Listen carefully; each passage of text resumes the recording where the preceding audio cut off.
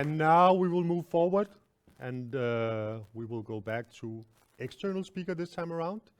So I'm really happy to have Jesper Ratza to go on stage in 1 minute. I know Jesper a little bit. We actually met during COVID.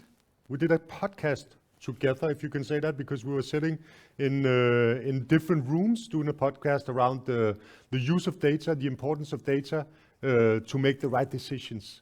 And I thought, that was really interesting, so I've been following Jesper ever since. He is the founder and the group CEO of Autoproof. So you'll definitely speak more about that, Jesper. Welcome to the stage, Jesper Ratza. Thank you very much, Bo. It was actually a very scary feeling doing a podcast with Bo sitting like 2 kilometers away, because it was during COVID, and I entered into Copenhagen and the street was totally empty. There was no people around, and Bo and I had to do the podcast very wide abroad from each other. So that was a big pleasure. But also today I brought my jacket because Bo also was so reckless to invite me into doing Experian talks, and I thought it was a podcast too. So I entered into the room in my worn-out jeans and sneakers and t-shirt, because I'm a tech startup, so I'm allowed to do that. So I entered into this room and there was a lot of cameras and microphones everywhere, and I looked at Bo and Jakob and said, "Oh, is there a camera on it?" Sorry, I'm a bit underdressed for that. So thank you very much for letting me come and participate today. So I'm going to bring you into to telling about the story of me creating together with my team this company called Autoproof, and building it up from 0 to a plus billion DKK business within the last 10 years. So I'm not going to talk much about cars, I promise you that, but I'm going to talk a little bit about how our company is digitizing the automotive business in the way that cars are being bought in from consumers to car dealers and then sold B2B among car dealers in Europe. So just to start about this, I'm the son of an auditor. So when I, in 1995, chose to enter into the automotive business, I looked at my father. He was slightly disappointed that I'm not going to be an auditor. He said, "Yes, but car dealers are not to be trusted, so don't go that way." But I wouldn't listen to him, so I entered into the automotive business. And what I discovered very fast was it was a very old-fashioned and very, analog world that we entered into. So being a part of the car business, I, of course, had to learn to sell cars. And when I started, I was introduced to 3 or 4 different used car dealerships. So when the customers came in and they wanted to take a test ride in one of the new cars, I had to call one of these guys and describe the vehicle that the customer had for him on the phone, not with the camera, just on the phone. And this guy was like a whiz. He could just give me a price saying this is 72,000 DKK from this guy for this car. So he was like a magician. But of course he wasn't. He was just giving a number from his gut feeling. So it's definitely very old-fashioned and not based on data at all. So it also had some quite other challenges, because there was a lot of cash being circling around. So some of these salesmen, they got small envelopes with cash inside, just to give them a little bit to keep them motivated to call them again to sell the next car.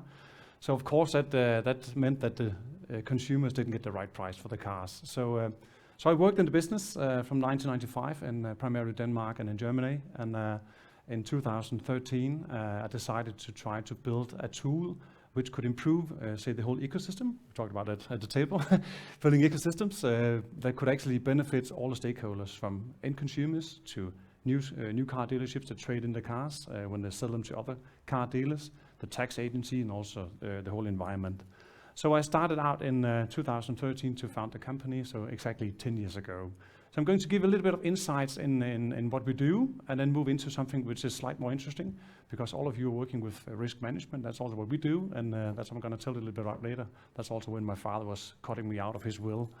So so what we did is it's not a new thing to build a car auction. So in end of 2013, we built a new car auction. But it's based on subscription, and it's 100% transparent. That means that we don't charge any selling or buying fees like a traditional auction. We live on these subscription fees, and also some of the service lines that we provide, which I'm going to explain to you later on. So I started out very small in Denmark and tried to build it up through my network in the automotive business. And the idea was for them to see that they could benefit of digitizing, not just them, but also the customers, give them a much more pleasant customer journey and also more secure way of selling their cars among the dealers. So what we actually do is we operate in different fields. One of them is that we make it possible for the car dealers to insert the trade-in cars that don't want to sell themselves due to maybe age or different car type of model than their core business. So they can insert it very, very fast and seamless into our core auction, and then they can offer it on the auction for other car dealers. But what actually was my first, obstacle in that was that I had to prevent them to call these used car dealerships. So how can I do that? So I need to give them these quotes, these guarantee prices. So I decided with my first employees that if they can do it over a phone, if we use our app and they take proper pictures and they give us some data, we could probably provide what we would call a guarantee price. So we went into the market saying we can give a guarantee price for a dealer for up to 60 or even 90 days. So that means that when you enter into a car dealership, you want to buy a new car, there can be a delivery time of maybe 1 or 2 months. So we provided this car dealer with a guarantee price saying this is 70,000 DKK for this car. And if it doesn't reach the 70,000 on the auction, we would buy it. But if it exceeds the price, we will actually split the profit with the dealer. And that was definitely when my father cut me out of the will. Because at that time, I didn't operate with risk management at all, I can say. I'm going to dive into that a little bit later. So that was definitely one of the first, barriers. And then the next one was, of course, that we wanted to prevent the whole cash element. So I just got the idea with my first employee, let's open a bank account and we can just handle the payment.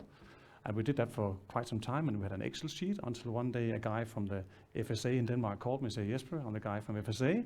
I've heard rumors that you're handling money.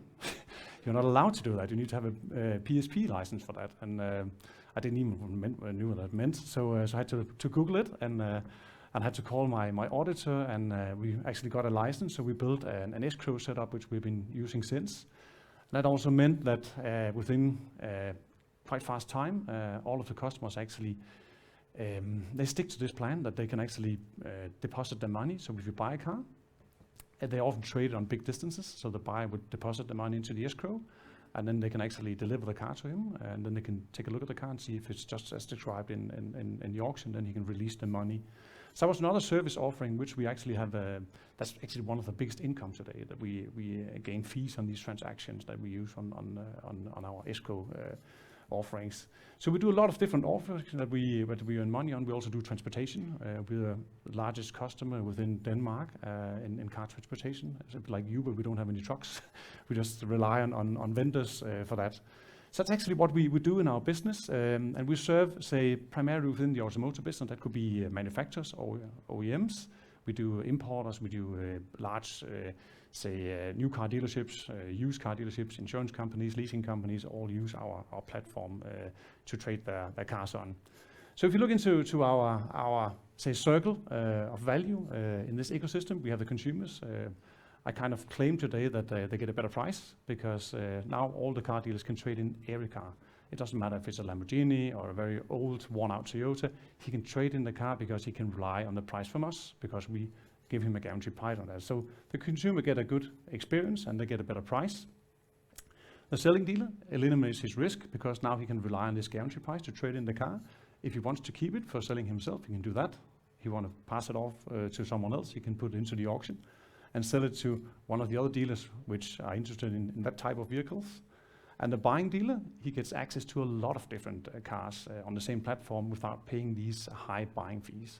A buying fee on other auctions can be as much as like 500-600 euros for buying a car, which is pretty much compared to the potential earnings on used cars. Then the next part of it, as I said earlier, there was a lot of black money and cash elements in trading B2B cars before. So we have eliminated that totally with our escrow solutions. So I'm a bit disappointed because I've actually been waiting more or less 10 years to get a call from the Danish tax agencies to give me a trophy for preventing all the black money, but they haven't called me yet. So I'm a little bit disappointed. So I'm actually trying to find Bjarne over here. He must know someone in the tax department somewhere.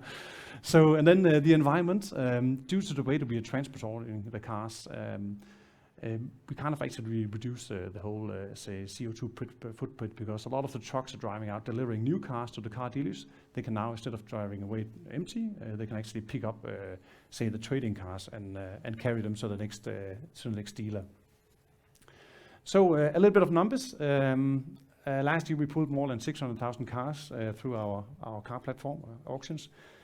not all of them are being sold. We do appraisals, we do different, data creations on cars. So, but some of them go into auctions or different other sales channels, and we sold 120,000 cars last year. We have about 15,000 customers spread around in 9 countries, and about 150 employees today. And revenue is it's a bit blurry thing to talk about because it's different elements that we do, but we have a revenue on plus a billion Danish DKK. So into what's more interesting is, I think Rasmus is going to talk more about that later on how to use AI and machine learning in Autoproof, because we do a lot of these quotes when we do this car pricing. And just to give you a figure of the risk, when we do these prices, we do more than 50,000 guarantee prices a month across these 9 markets, and that adds up to a total risk of 4.5 billion DKK. And some of you have probably read in the newspapers how the market are very volatile. The prices go up and down. There's some big clashes, especially in Q4 in 22 and also Q4 last year. We had a very big clash of car prices due to primarily that Tesla is reducing the prices and some of the other Chinese EV manufacturers are entering into the market. So we have a lot of data, and actually when I started, it's a bit of luck. You know, the chicken with one eye sometimes can pick a corn, and that was me because I don't know much about data when I started out. So what I recently actually discovered within the last 3 to 4 years was that we kind of produced a lot of data. All the cars that are going through, it's car data, it's prices, it's pictures. The pictures even have a great value today because when we do machine learning and AI, they can actually look at the pictures and try to learn how a dent looks like or a scratch on a car. So we can actually use AI to detect those things today, so make it even more seamless to do a quotation with us on the car prices. So all these data enters into a data lake today. So I have a team of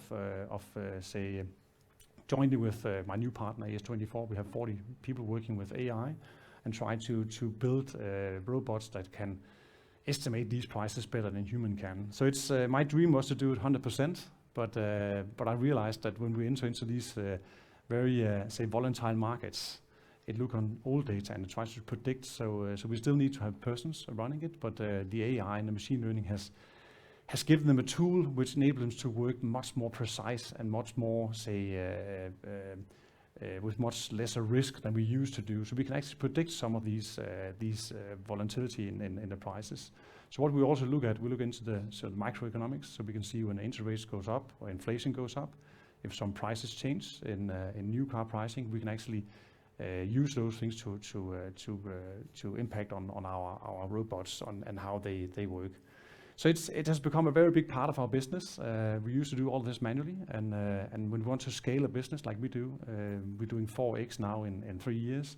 We need to rely on a lot of technology. So it has been a great pleasure to see how humans can go hand in hand and become better at their job using the right technology, and that's what we have been seeing the last 2 years in our journey. So this is just to give you a figure of how volatile this business is. What actually happened in COVID was, I remember when the whole market shut down, and I was kind of thinking about my dad's words saying, "You're going to go bankruptcy, Jesper, when you guarantee prices towards dealers and end consumers." So I was a little bit nervous when you shut down a country. We have this very big sum of cars which we have guaranteed a price on. So what actually pretty fast happened was that these semiconductors that couldn't deliver to the car suppliers and manufacturers meant that there was a lack of supply, and something happened that I'd never seen before in all the years I worked in automotive, was that the used car prices actually increased in price, meaning that you consumer could drive a car for a year and actually earn money on it. I'd never seen that before. So that actually happened throughout COVID, and with bubbles, they tend to blast sometimes, and that's also what we saw. So this big jump into what happened, you can see this is the Corona shutdown, then the prices went rapidly down. Then we have this shortage of supply in semiconductors that also influenced on it. And then we have this overheated car market, which we've been operating in for 2 years.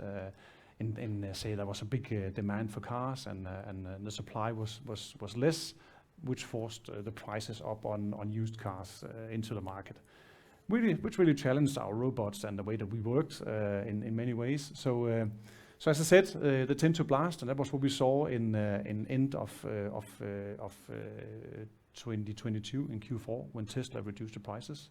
I read that in the paper in the morning, and I recently saw that the fast impact on our business, that the prices were just falling down very dramatically, and of course we do a lot of losses on that way. So, but it's like insurance that we are selling. So we do coverage in the other end.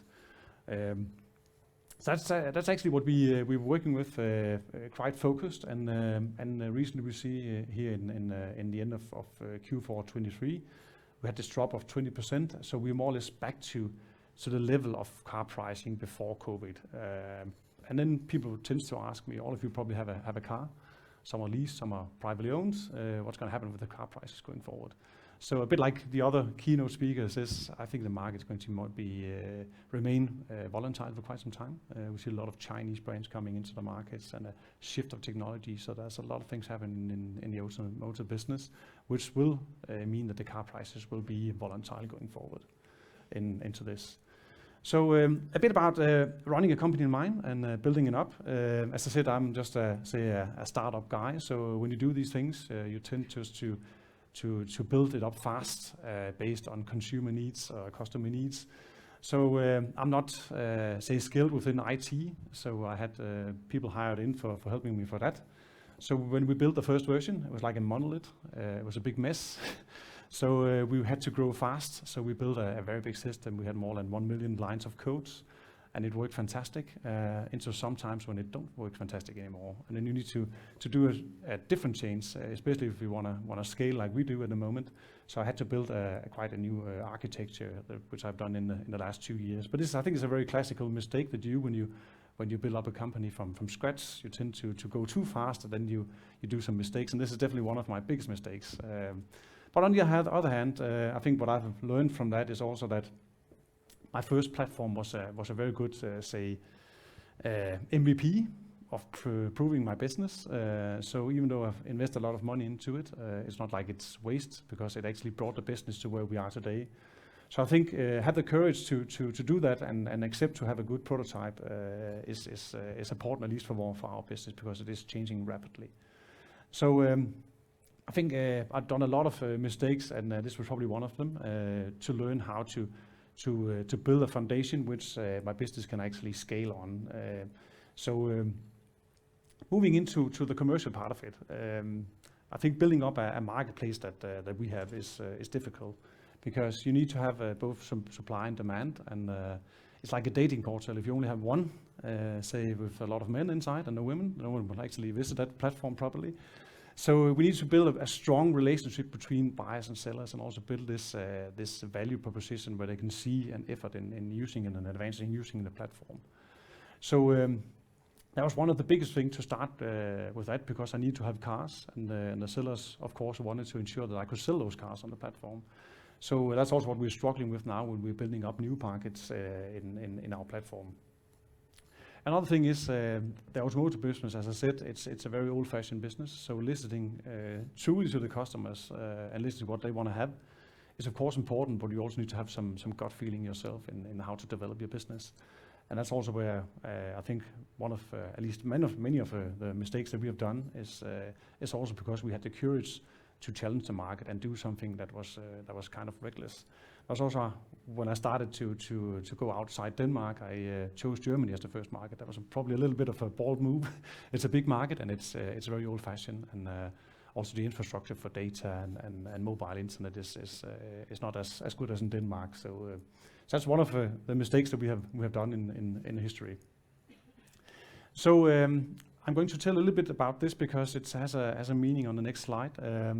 I think I've been blessed with having a possibility of working solo for the first 8 years and building up the business in the way that I want, in a free way, not being forced to certain decisions of a big corporate. It also, of course, has some disadvantages because I had to finance everything myself and building up the business in that velocity that I could afford to finance. But for me, it has been a great pleasure doing that because I had this freedom to choose whatever was right for the customer and also for me. I'm not saying that it's not possible within a big corporate to build up these things, but I'm just mentioning, say, one example here. Volkswagen wanted to build a B2C platform as well. and they poured in billions of money into building that and compete against some of the big ones like Mobile and AutoScout. And they never actually succeeded with it because they didn't have the freedom to be creative in a way that you need when you build up these marketplaces. So as you can hear from the type that I am, I also went to school. I learned a little bit in theory. I learned a lot in practice, but in the last 10 years I've done tons of mistakes. Not just showing up to Bo's webcast without a code on, but doing a lot of really hard mistakes that I learned from, but it actually helped us growing our business. So what I looked into was in 2020, we kind of tried to predict how the automotive business would develop in the future. So I looked into the glass ball and said there will be much more in this technology shift into EVs. We knew that the OEMs wanted to own the verticals or the ownership of the cars for a longer time. So that meant that I wanted to find a way that I could secure that I could grow my business faster and find a strong partner which could help me to grow throughout Europe. So we reflect a little bit on that, and I have the big pleasure of being a proud sponsor of one of the biggest racing driver talents in Denmark, Bastian Buus, which is he's hired in now for Porsche to drive for them on a professional level. So I stole this quote from him that talent wins races and intelligence and teamwork wins championships. So I kind of reflected on that and said we need to find clever people that could help me grow the business faster. That led me into a phase where we looked into 4 different potential partners. I wanted to find a strong industrial partner that could help me to get access to more car dealers and more cars for the platform. And it ended up to be this marriage with AutoScout. AutoScout, some of you might know them, at least the people from the Netherlands know them, and Germany as well. So they're the biggest platform in Europe. They're owned by Hellman Friedman, and they're not in the Nordics, but they are the biggest platform, offering 2.5 million cars on the platform on a daily basis. And they are very strong in the field of B2C and C2C, so they needed an operator like us that could do B2B and C2B. So we did this marriage, and we did the closing in August 22. And then me as a startup guy went into a bigger corporate world, and that's also been very learnful for me as well in that part of it.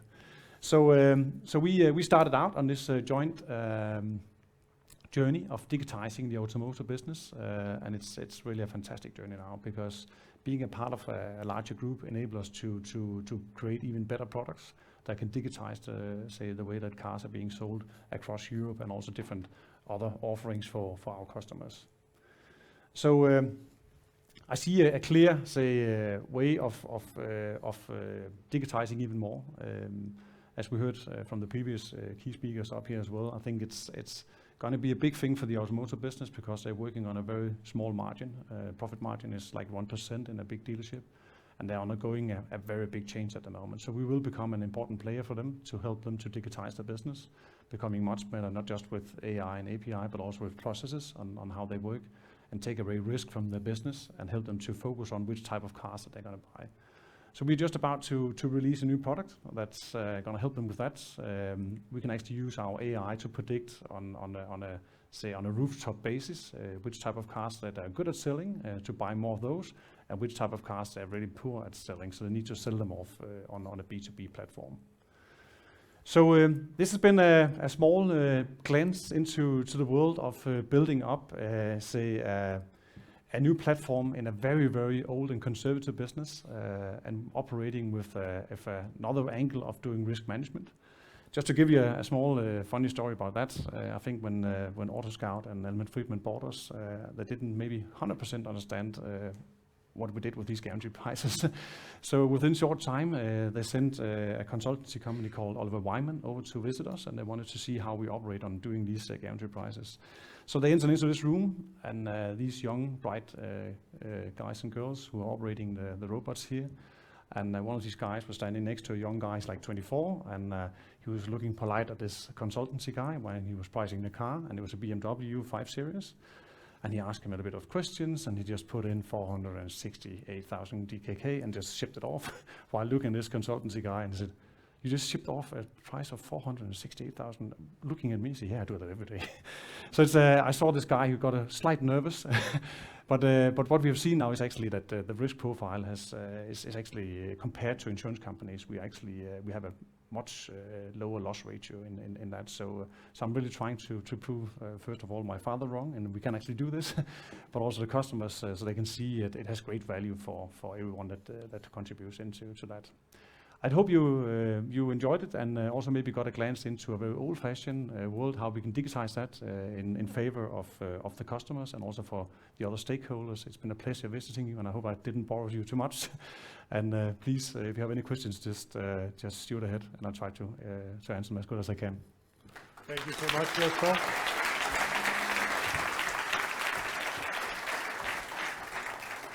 Thank you. I think your story is a really, really great example of actually leading the future and doing something completely different in a very old school industry, right? Definitely. Yeah. So we have time for questions for Jesper. So is there any questions in the audience? There's a question over here.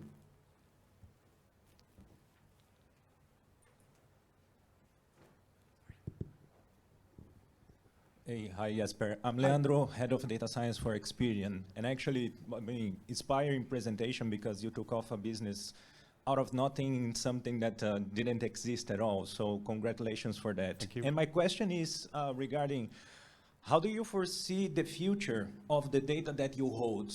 Because looking at your chart from the prices, for example, I'm pretty sure that they would have a very good correlation to what Andy made us see early in the morning. So I would like to know from you, what are your plans? How do you see that and the importance for the future of your business? I think that Andy noticed me. I was taking a lot of pictures of his slides because it's very important for us to look into these macroeconomics, what's happening, because we didn't used to do that earlier. We just looked at previous car prices, but then we hit these walls in Q4 22 and 23, and then we tried to look on how we can improve our robots. And that's definitely by looking into these macroeconomic numbers, because it has a very big influence on behavior among consumers. So it's definitely something that we are improving. Also, being a part of AutoScout now, we have access to a lot of data on their consumer platform, so we can see which type of cars that they actually are searching for as a used car at the moment. So it has great value for us to enter these data into our robots. Also, just imagine about how many people are leasing their cars now because they don't want to take the risk on owning say a version 1 of an EV. So a lot of these leasing companies and OEMs ask us what would be the right residual value for this car in 2 years.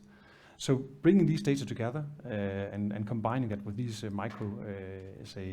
economic data is great value for us at the moment, and it helps us to strengthen say the robots in that way. So it's definitely something that we are working on very fast. It's a very big demand for both OEMs and leasing companies and car dealers because it's a big risk. Just imagine a dealership with thousands of cars on their stock, with very small potentially earnings. They need to turn it very fast, their inventory. So I hope that gives you an answer to your question. Another question down here, the last question. Congrats on what seems like a very exciting journey, and thanks for a great presentation. Thank you. Thank you. So if you look back, I don't know, 5-7 decades or so, people were saving up to buy a car. Yeah. And then a few decades later, people were lending money to buy a car. And then we've seen corporate leases, and now, maybe over the last decade, increasingly private leases as a way to finance cars. What do you think about the coming decades in terms of how people will finance cars? Also, Herman looked at these different, say, generations set and so on. Private lease is definitely going to explode. You can see it in Nordics, especially it's really exploding here.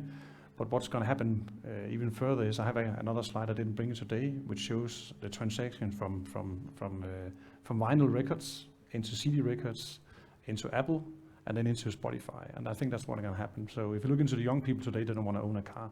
They just want to have access to mobility. And that's also why the OEMs are trying to build this whole vertical where they actually own the cars. If you take Toyota, for instance, they have a mobility company called Kinto. So that's what they are trying to influence. They want to sell mobility and not cars. So, and a lot of us don't want to own a car. Just take in Copenhagen, it's a mess driving in here, finding a parking space, and It is expensive, so you don't need it. It's slowly, it's much faster to take the metro or your bicycle. But then sometimes you need a car, so you have access to mobility. So I think it's that's the way the future is going to be. It's mobility that we want to buy, not a car. And you can also see if I look when I started selling cars, the cars of today, no one would have bought them at that time because they're ugly. If you look at today, it's transportation you're buying. That's why we have changed our mentality and how we think about it. So it's gonna undergo a very big change in the next couple of years. So probably all of you are gonna lease your cars within short time. That's what I'm gonna predict at least. Yes. Thank you so much, Jesper. Thank you much for letting me on round of applause for Jesper Ratza. Thank you.